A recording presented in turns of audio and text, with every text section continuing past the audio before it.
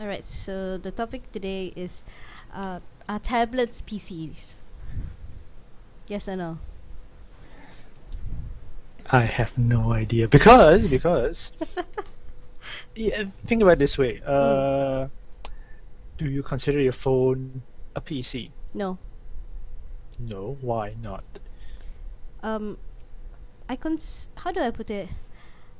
I associate PCs with keyboard, as in full out proper large devices that I can type with at least 6 to 7 fingers. I can't do that on a phone. I can't do it on a tablet.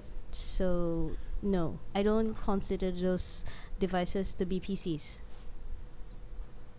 Then again, I do come from a generation where one of the things we were taught was basically PC is consisted. Sorry, a PC consists of three main devices: a screen for output, a hard drive or a CPU to process everything, and a keyboard and mouse as input. So, for me, those three things are those three things are very physical. So, if any of them are lacking, they are not PCs to me.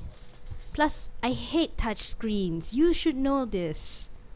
I've bitched about it enough for you. Touchscreen. Thing is, PCs at the end of the day means personal computers. Mm-hmm. If you're using the device on an everyday, if you're using the device every day to do your basic tasks, okay, Mm-hmm. then it is a personal computer. But I'm not. Personally, I mean for me. Because what do I do on a daily basis on a PC? I type, I research, I write posts, I hang out, and I socialize. And I can do these things on my phone, but it's a very limited way. It doesn't give me the full range of options. That's what's stopping me from calling tablets and phones as PCs, because their functions are not the same. Anyone who tells me different usually doesn't quite know what they're talking about. Functions. I mean, all right. I was in Melbourne. I was in wait. I was in Melbourne a few. Yeah, I was in Melbourne last week. Week before. Last No, week. last week. Yeah, I was Melbourne last week, and I took my tablet with me. Mm-hmm. All right. I use my tablet for almost everything. I was reading my feed, surfing the web, checking my email, listening to podcasts. I listen to podcasts on my MP3, which is one of the reasons why I don't consider it PC. Yeah, but what I'm saying is, Yeah. So when a push came to shove, mm-hmm. the tablet did almost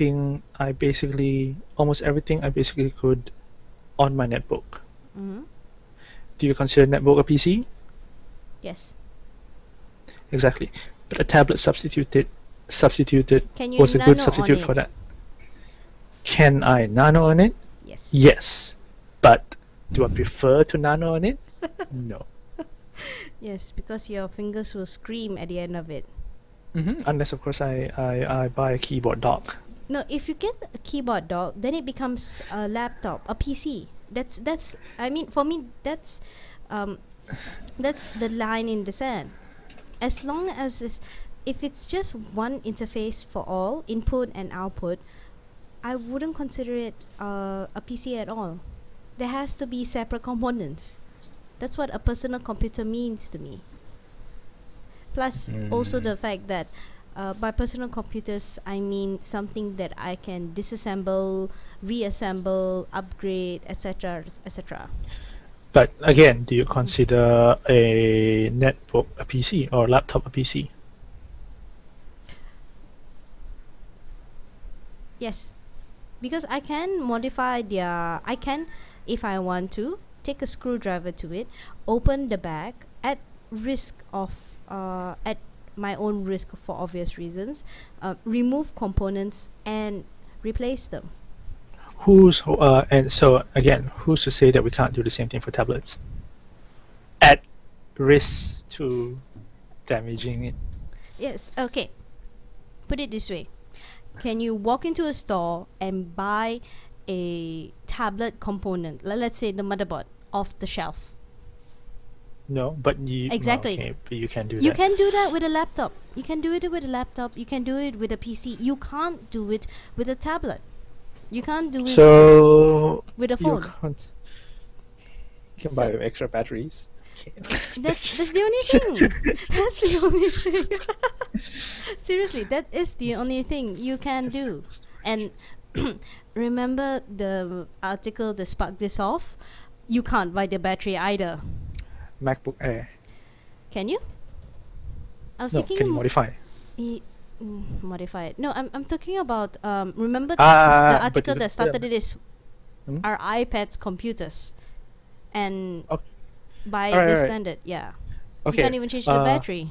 All right. Ultrabooks and MacBook Airs. I honestly don't know enough about those two to be able to give a comment. Yeah, but you can't change the battery. Mhm. Don't think you can change the RAM either. They're all self-contained. No. Again, can I take a screwdriver and open the back? No, Ultrabooks. can you modify it with stuff based on your thing? Can you change? Can you modify it based upon? Getting Uh, components off the shelf. Yeah. Yeah. I don't think so. No. Then they're not. I mean, Ultrabooks are not PCs.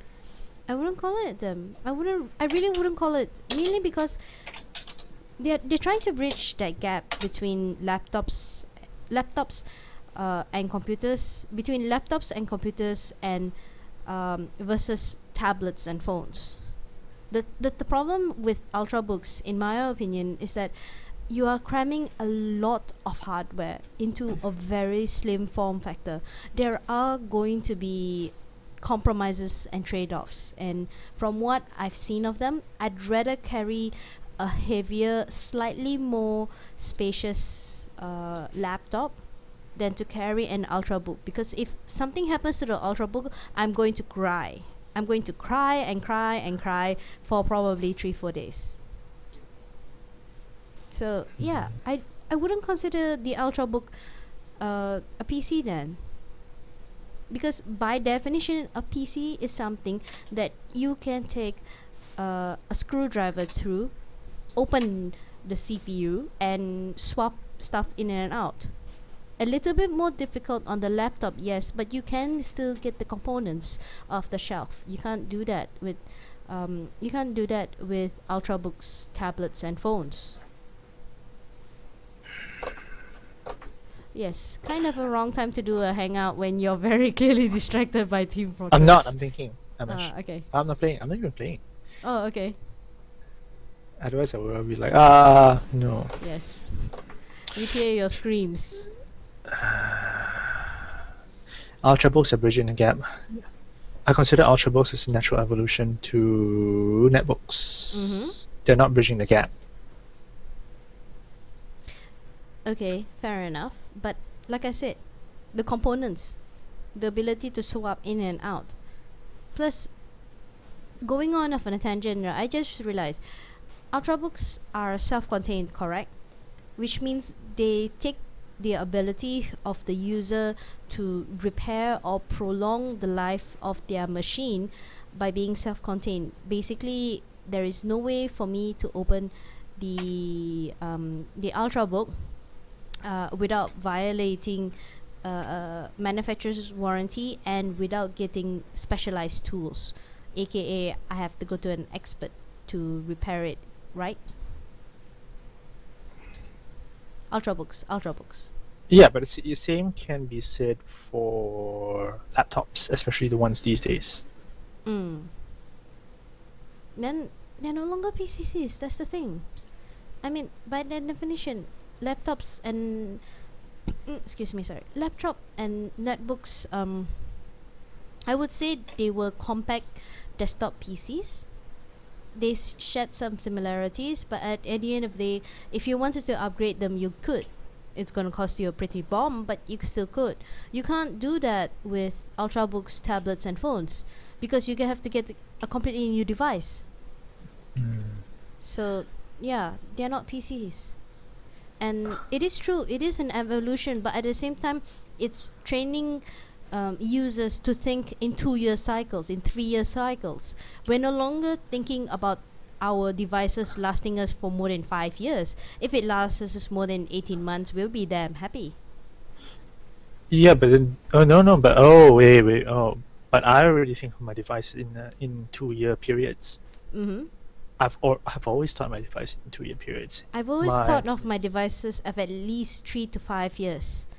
I stopped thinking about that a long time ago. I mean the age, because I think of devices in terms of 2-3 year periods is because of the cycle in which new products of new things that come out rather than the use of it. Because most of the things I stop using, give away or sell my devices. When that happens, they're still functional, but they're not as functional as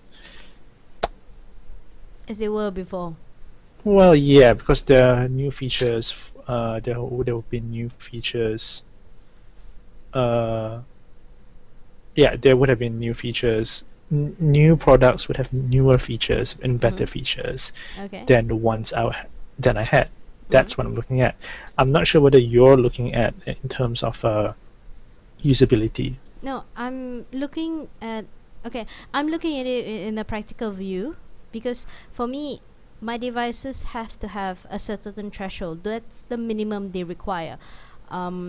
Everything else after it that I do on my machine is considered a bonus. Gaming, for instance, like playing really top notch resource heavy games, those for me are actually nice to have but not necessary. Whereas to be able to run 7 to 8 different different browser windows or tabs at the same time with Microsoft Word or Q10 Office programming, etc., and all, those baselines have to be met. My productivity baselines have to be met, and I expect, because I'm using it for productivity, I expect my machine to last me at least 3 to 5 years minimum. I'm completely okay with a machine that's behind the curve. Kuro is definitely behind the curve, but I can't accept a machine that conveniently dies 2 years after it comes out, which is what happened to my Sony Ericsson KA10i. But I think that was a repurposed phone because it was out for quite some time before I actually bought it. So yeah, that's a side issue. Yeah, also, 13 minutes and 17 seconds recording. So we have got about a minute and a half. Okay. Yeah, go ahead. I don't know.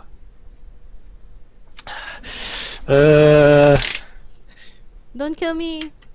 No, PCs are. They'll come to a point where we will have to consider tablets as PCs or laptop as PCs, because we're going down a path whereby they're customizable. They are non-interchangeable. Are you sure they're customizable?